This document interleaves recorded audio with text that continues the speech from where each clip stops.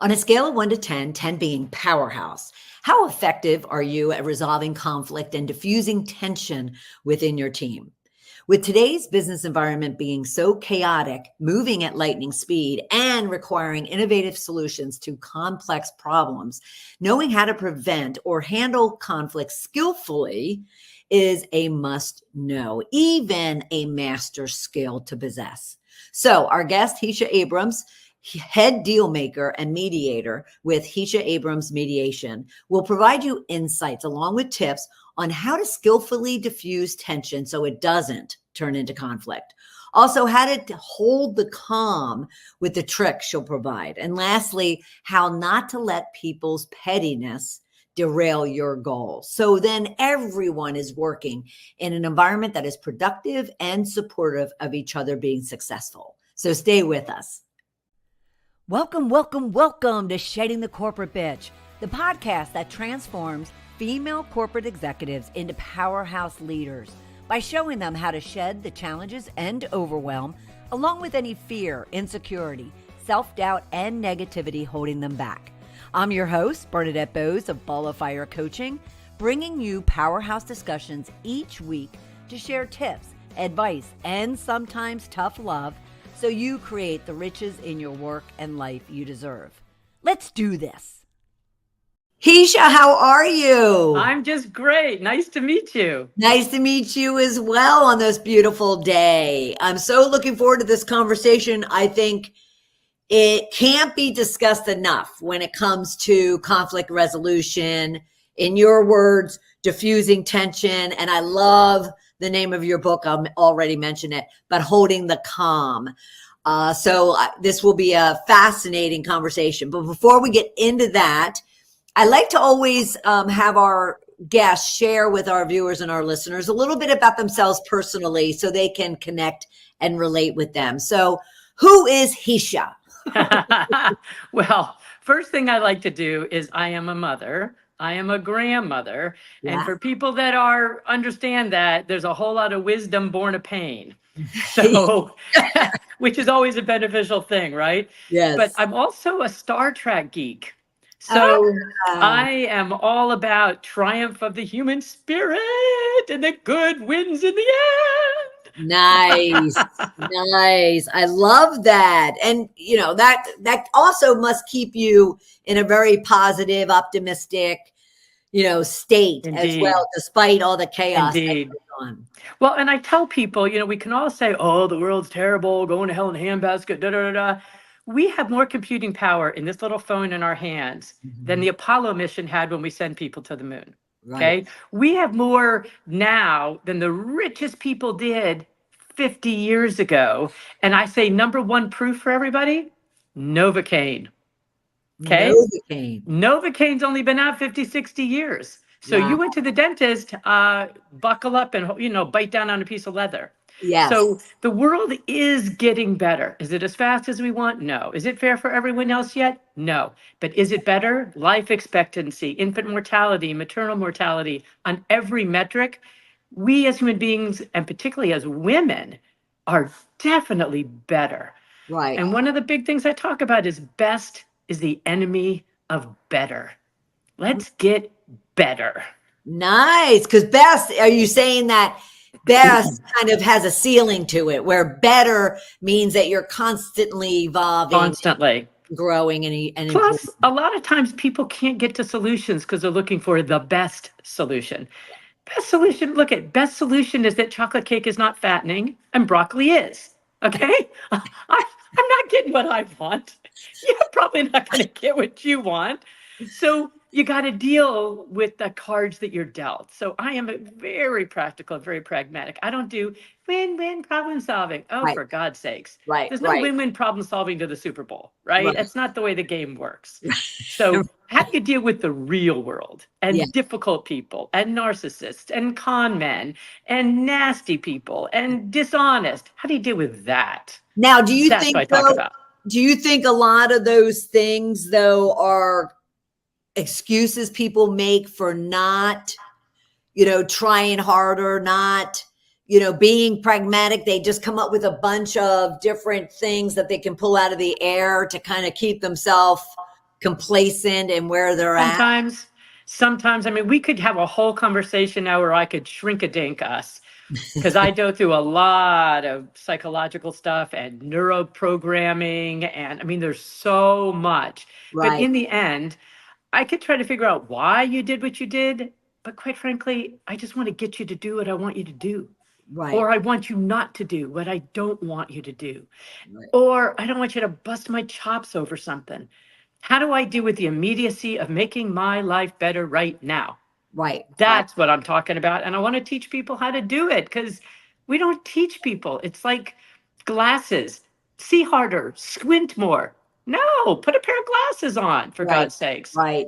That's what this holding the calm stuff is learning how to do that so it's not so terrifying and so frightening. Right. No, I would have to agree. And I love, and I was looking for it, because you call yourself a head deal maker. Yeah. So explain that before we get into the whole conversation about conflict, because it'll naturally lead that way. But before we do, explain that. What is a head deal maker? So what I do for a living is I'm a mediator. So I'm a professional peacemaker. And I have done over 30 years every kind of case you can possibly imagine, from breast implants to asbestos to wrongful death to class actions to intellectual property cases for Google and Yahoo and Facebook and Verizon and all of those guys. You know, I've done billions of dollars and little, $50,000 arguments. Right. And, whose roommate cat peed on the rug? Those are sometimes worse. And so what I look at is, again, best is the enemy of better. Can you get to a deal?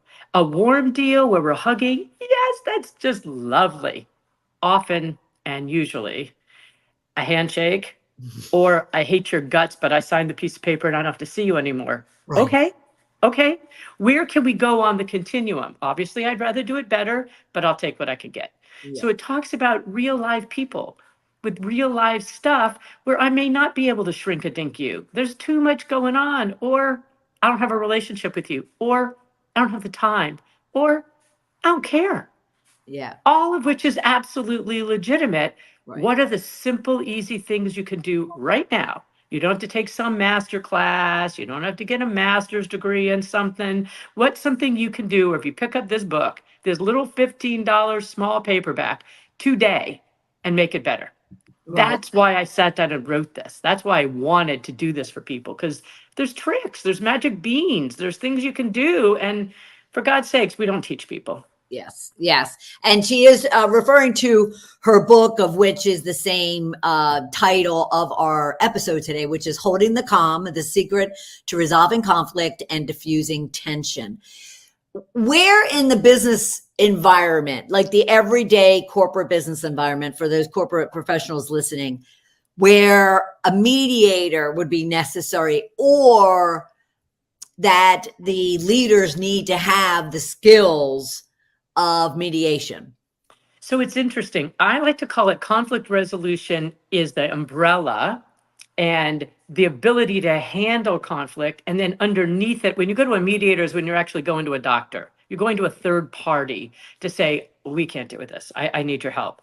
Right. Very often, managers are having to mediate between two employees, right? Mm-hmm. Or an employee and a customer. Right. So it happens all the time. And if you don't do it well, people will go away, but they bury the resentment like nuts for the winter. And they always come back in the most inappropriate way, in the most inappropriate time. Right. So let me give a couple of analogies, because human beings think by analogies. I like to use spaghetti sauce or teriyaki sauce or barbecue sauce, whatever you want to do. If you drip it on the counter, if you wipe it right up with a wet sponge, no problem. You leave it overnight, you're scraping it off with a spatula. You leave it 3 or 4 months and it's old and moldy and nasty. That, my friends, is conflict.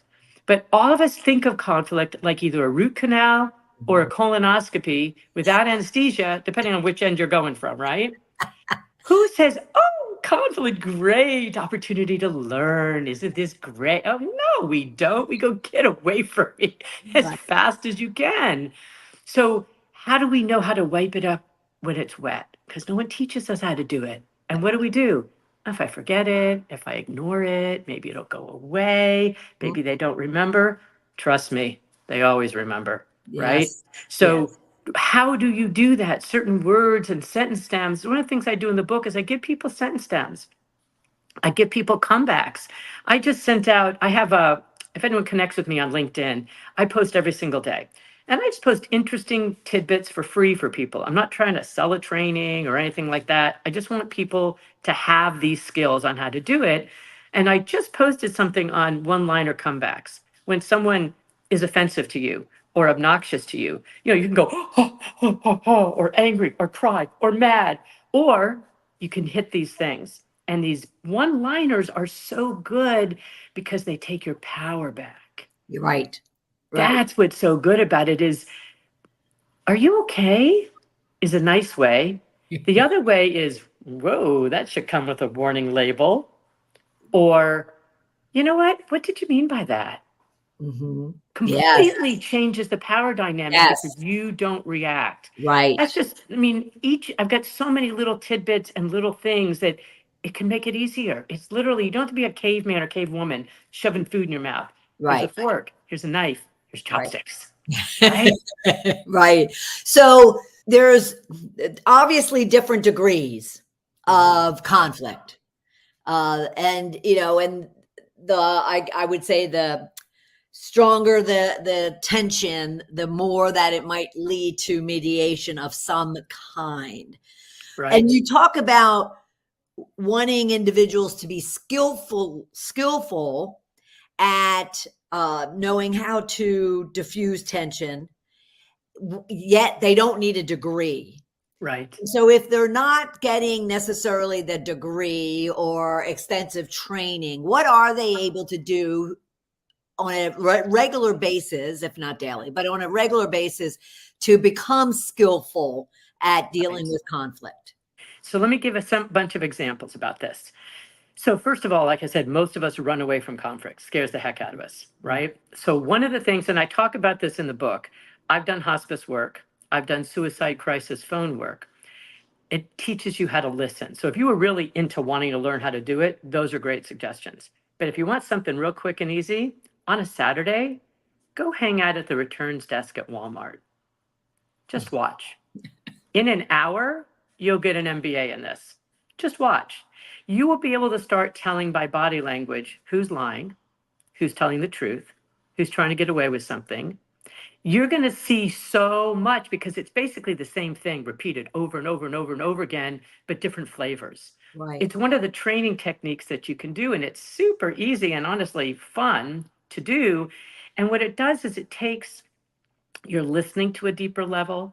It takes your diagnosis to a deeper level.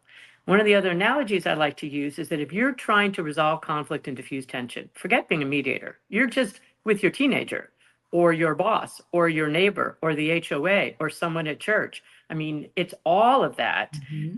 What happens is we rush to talk, we rush to fix, we rush to stop. It's like a bomb is in the town square. That guy waddles out in his Michelin suit, right? He doesn't just start cutting wires. He looks, diagnoses. Is it a pressure switch? Is it a chemical switch? Is it remote control? What do I have here? So when we say we should listen to each other, yeah. Right. But if I'm listening to you for content, but I'm also listening to you for diagnosis, now I'm looking at you. Chapter 1 of my book is speak into the ears that are hearing you. I love that. I made a note of that. Yes, I love that. I mean, wouldn't I speak, let me just make it easy for our audience. Wouldn't I speak differently to an introvert than an extrovert? Mm-hmm. Everyone will go, well, yeah, of course. How about a big picture person versus a detail person? How about a thinker versus a feeler? Just those 3 questions. That's it. Those 3 questions you ask yourself. I now listen to you and I frame my response for you. If you're an introvert, we're going to talk more quietly and more carefully. If you're an extrovert, it's going to be a little more lively. If you're a thinker, it's going to be data, facts, information. If you're a feeler, it's going to be how it feels for you and what your gut is and what's the right thing. See, it's not hard. Right. But What it takes a happens? minute. Well, it can take a minute. Okay, so because that's where I was going to go, Hesha, is a lot of people would say, well, that it takes time to process that, and I have someone standing in front of me, Not really. So I have to tell you, how quickly can someone process this? immediately. It takes practice. How often are you going to dribble a basketball if you've never dribbled a basketball? Right. Right? Am I really great at it? Yeah, I've had 30 years of practice. Of course I am. Right. That's why I tell people, do something. Go to the return desk at Walmart. Do suicide phone crisis work where all you're doing is listening on a phone to people. I help people die in hospice training. Whatever your volunteer work is, do it with the idea that I want to get better at diagnosing people. And now you practice. I guarantee you, within a week of doing it, you'll be better. And you know the proof of it? Your teenager will go, Mom, what's up with Mom? What's different with Mom? That's how you know you've done it good. What they're improving on is, when you say diagnosis, what they're improving on is listening and picking up on the style of that individual, like how they want to receive the information, how they want to be addressed, how they want to be confronted. Well, what they need. You know, you never really want to confront anybody, but it's, what does that person need? If I invite you to my house for dinner, wouldn't I find out if you're vegetarian and you're lactose intolerant and you're on the keto diet so that I can have the right food for you? I mean, that's just being a good hostess. I would do that. We don't do that in our conversations. And we do it when it's easy. You and I are talking to each other, we jive, it's great. But someone else, oh, they're weird, they're difficult. It's because you haven't used the right approach. You're shoving ice cream on somebody who's lactose intolerant, or you're shoving pizza on somebody who's glucose intolerant or gluten intolerant. It's not hard. And the beauty of it is that it slows you down a moment to where I have to not only hear you, I have to see you. Now what happens is that I start to read body language better. I'm listening to you. Really good bosses know that sometimes what you're saying is not really what you're saying, right? They know how to read between the lines. How? They've learned to diagnose. Everybody can learn how to do that, but we don't teach that. We teach everyone's the same. You know, this is how we treat everybody. No, we don't. Right. No, we don't. Right. And the more you do this, the more effective you are. And that's why I have all these techniques in the book. I've got one called Vox, which is just fantastic for a more complicated one. I've got sentence stems. I've got all kinds of things that are how you can do this easier and better within your work group, at home. This works great with kids and teenagers. Instead of telling a teenager what you want from them, you ask them what they would like, what their opinion is. I have to tell you, teenagers, they're never asked their opinion. Their whole life is being told what to do, where to go, how to do it. You all of a sudden give them choice and give them power, completely different game. Even over small stuff. It's absolutely dramatic how well this works. And that kind of jumps out at me, because I often talk to professionals and managers about the fact that a manager and employees are like parents and children.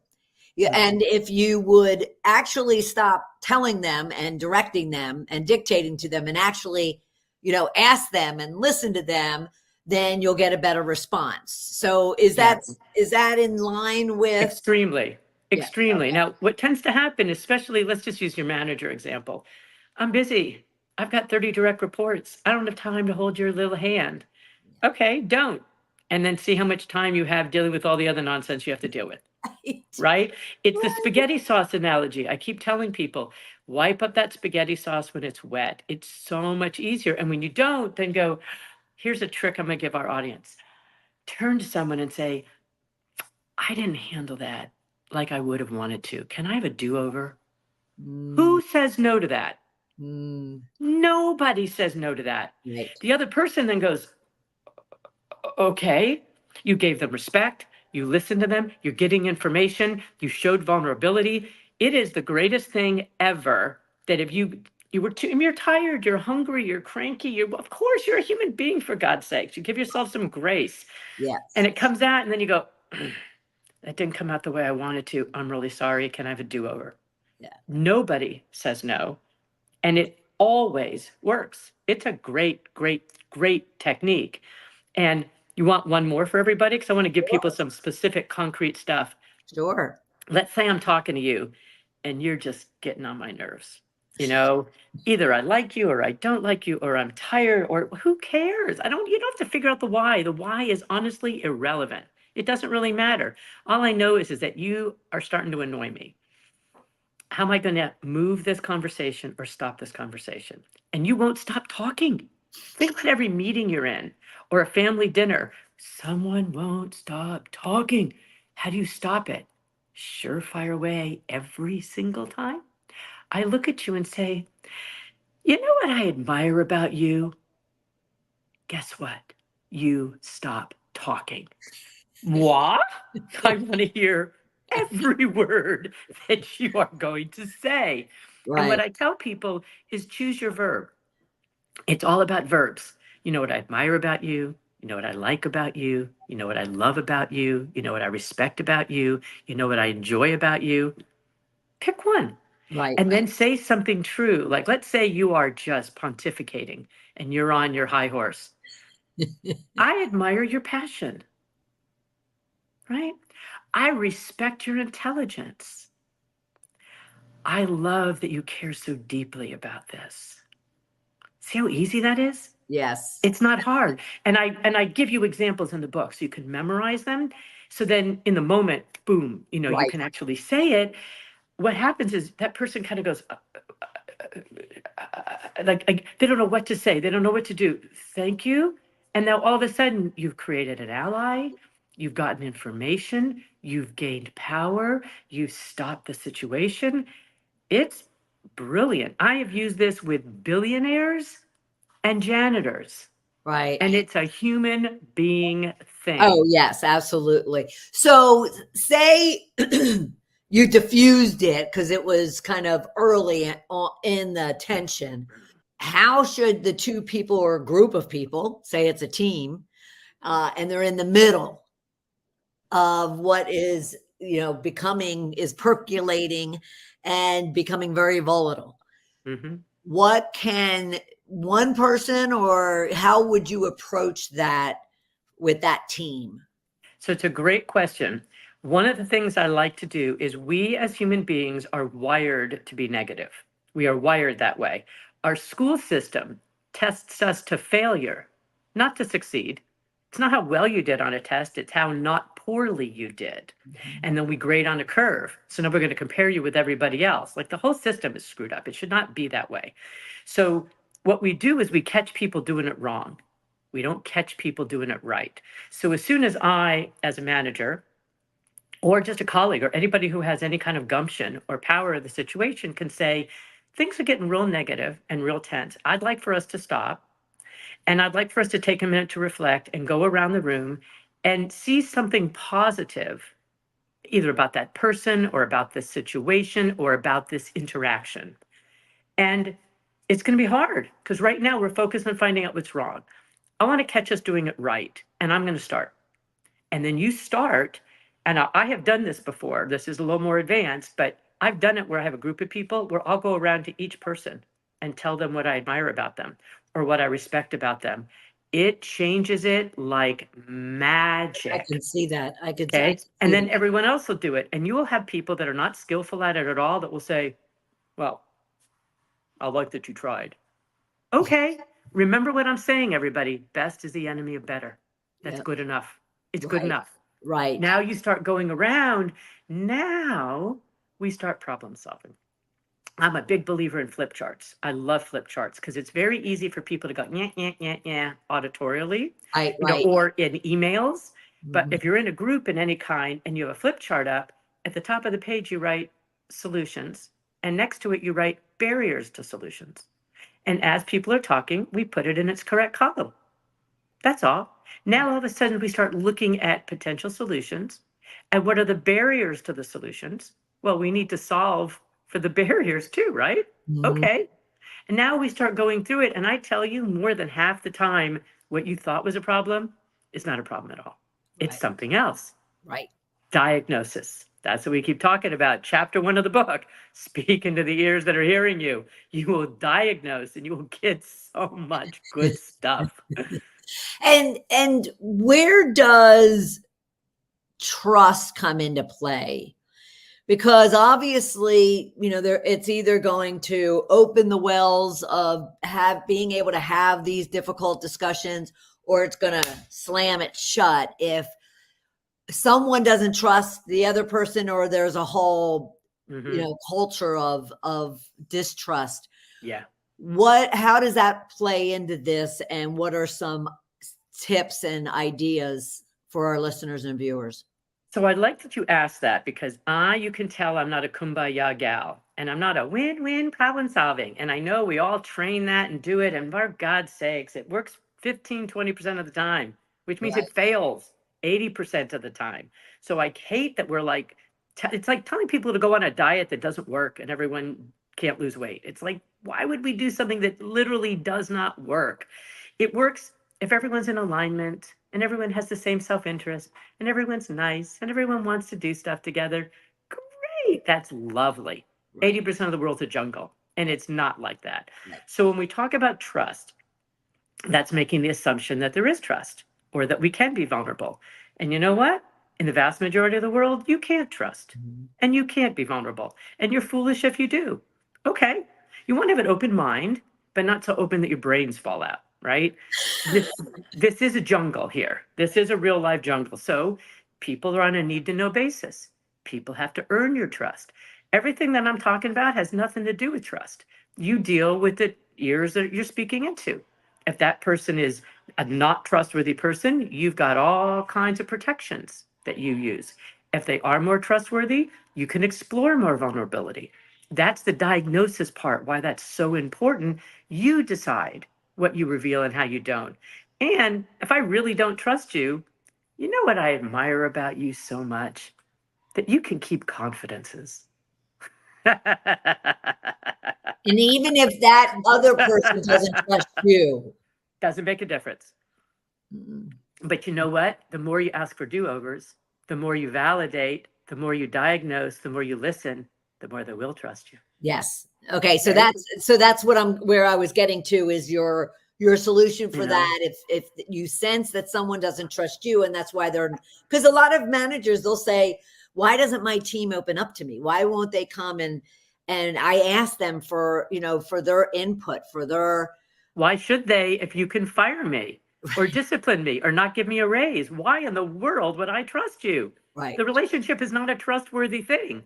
The issue is it has to be earned, and you have to make it safe. And there's only so much you can do. And this is a thing for women. Women, we like friends and we like to be connected and all of that. And as a manager, your team is not your friend. They're not your friends. They're not. You're the manager. And they want to, and same thing with a parent. You are not your children's friend. You are their parent. Right. And so it's the conflating of those roles stops your effectiveness, is part of the problem. And I'm noticing we're doing this at the eclipse. And can you see the darkness coming in my window? Because I'm in Dallas, so I'm near the totality. So this is hilarious, because I don't know if I can't make it any lighter, but the sky is all of a sudden darkening, and we might get to watch the eclipse on this recording. That's cool. Well, it's funny because we talked about that right before we jumped on, and it won't be here until for another half hour, 45 minutes. Well, one of the other things I wanted to mention that I thought, first of all, the title of your podcast is so cool. I just thought it was so great. And one of the things is that women are not trained in how to use power. Men are, from a very young age. And here's my proof. Until Title IX happened, women couldn't even really play organized sports. That's why organized sports were so important for women. Men learned how to go on field, fight and argue, have a ref say we're done, and then they move on. Girl play was circular play. We're playing dress up or dolls or family or school. So I remember the stupid thing you did to me yesterday, and I want to get you back today. It's the way that women are trained, and it's like inculcated in us, and it's awful. And so how do you just use power? Well, how your mom did, or your grandma, or your auntie. Well, they didn't have much access to power, because remember, everybody, women didn't get the right to vote till 100 years ago. Women couldn't have their own credit cards until like 40 years ago. They Right. couldn't inherit their own money. So we don't have a lot of power role models Right. coming down on how we can actually do it. So women have a tendency to either be very shrill and aggressive, which they call them a bitch, or or passive aggressive or manipulative. Well, everyone who's listening to your podcast is smart enough to know the power is in the middle. When to hold them, when to fold them, right? Yep. When to grab your cards and run away, when Yes. to stay and play. And Yes. what I want to tell people, the way you make that decision is you speak into the ears that are hearing you. Every single situation is different. How I handle you is different than I handle them or them or them, because I am in charge of my own power. And what I say to everybody, I better be better next year than I am this year. I mean, I'm 65 years old. I've been doing this a long time. I figure by the time I'm 70, maybe I got it down.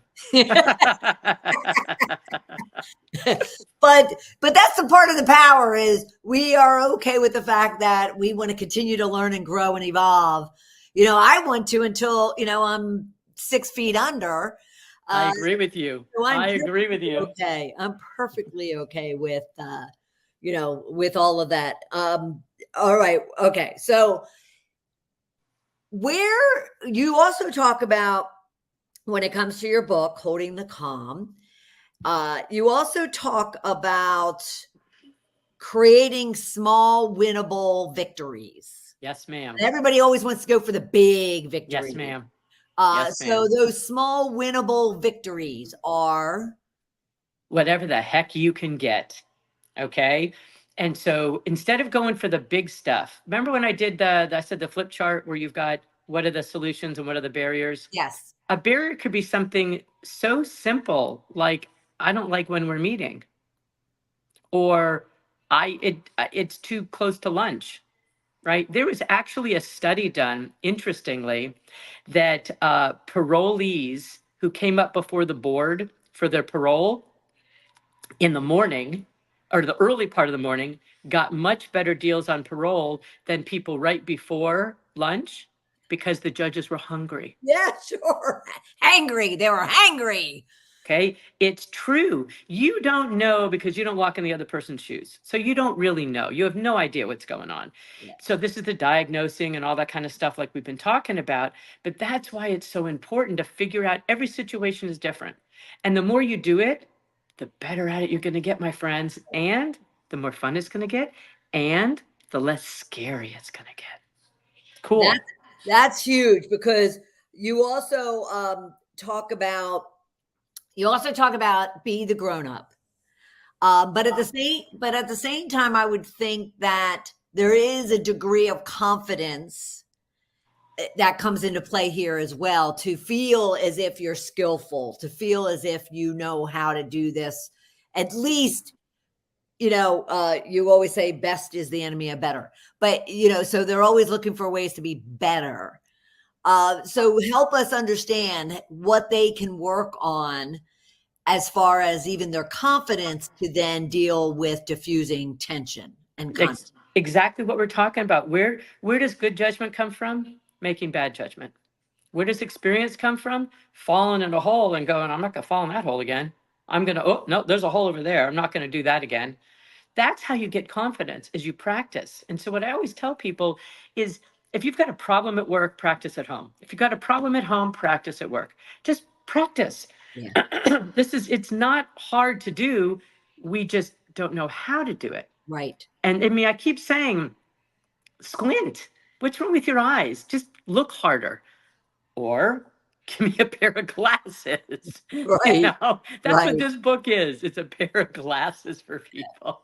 Yeah, I love that. And do pick up her book, Holding the Calm, The Secret to Resolving Conflict and Diffusing Tension. One last tip that we can walk away with and say, all right, I'm going to work toward being better, not best, at diffusing tension. Validation is the elixir of the universe. Ooh, catch somebody doing it right, and it will completely transform the discussion. Right. And not even look for someone, just catch someone doing it right. Yes. Doesn't Yes. matter. They're Yes. doing something right. Whatever it is they're doing or however they're doing it, catch them doing something right. It's amazing.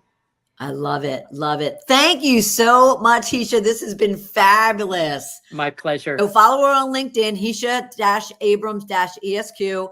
You can also learn more about her at holdingthecalm.com.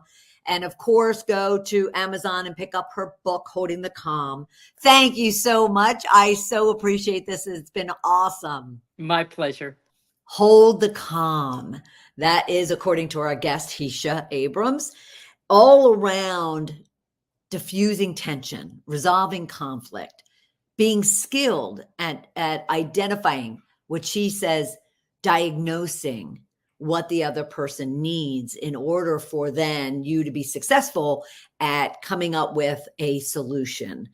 But she also has a famous saying around the fact that best is the enemy of better, that we keep trying to be the best or to come up with the best solution, the best idea, the best new creation. And that is kind of choking us in just all we need to do is be a little bit better. And so when it comes to learning how to be a skillful mediator, simply look to be better. Simply look to try new things. As she says, practice.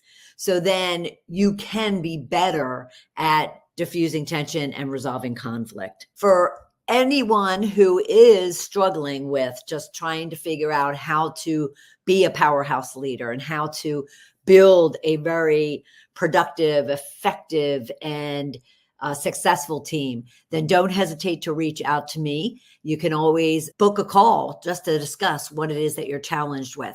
You can go to coachmebernadette.com/discovery call. And let's make sure that you're getting the tips and the strategies and support that you need to be that powerhouse leader you're meant to be. All right. I'm honored that you are here with us this week, and I'll look forward to having you right back here next week for another episode of Shedding the Corporate Bitch. Take care. Bye. Thank you for tuning in to this episode of Shedding the Corporate Bitch. We hope you enjoyed the conversation and gained some valuable insights. Don't forget to follow us on Instagram, Facebook, and even LinkedIn to stay updated with the latest episodes. If you haven't already, make sure to subscribe to our podcast on Apple Podcasts, Spotify, Google Podcasts, and our Shed the Bitch TV YouTube channel. Lastly, if you liked what you heard today, please give us a thumbs up, leave a review, and share it with your friends and colleagues. Thanks again for listening, and until next time, keep shedding those bitches of fear, insecurity, and doubt, and start creating the riches in your work and life you deserve.